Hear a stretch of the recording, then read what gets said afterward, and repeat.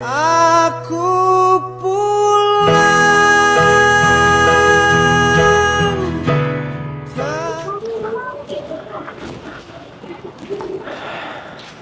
Assalamualaikum. Waalaikumsalam. Sehat ke? Sehat, alhamdulillah. Macam mana bisnes? Boleh lah kalau setakat nak beli sebidang tanah tu. Alhamdulillah.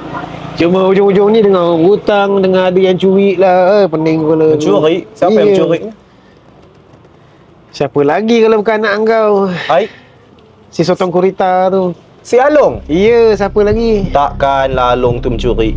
Takkanlah aku menipu pakai songkok ni. Jarang orang pakai songkok bohong. Kamu ada bukti ke? Kedai aku siap CCTV, hujung aku boleh saka lagi. Takkan tak nampak lagi. Berapa yang dicuri? Berapa banyak? Itu apa ni?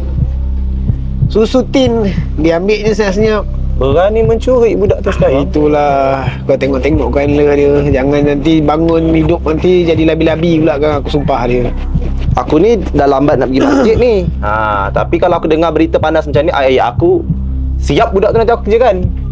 Tak tahulah. Kau tengoklah apa yang patut. Aku malah cakap banyak. Sekarang kecoh satu kampung ni kan. Dah lah, aku balik dululah. Gitu je. Aku nak terajang si budak ni. Elok-elok lah. Cintaku, cinta satu benua. Ku berlari Along! mencari satu. Along! Balik.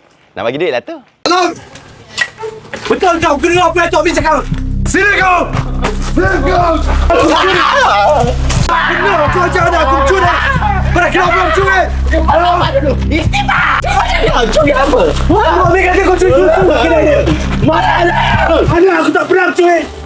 Kau dan diorang bengkel! Aku tiga je nak!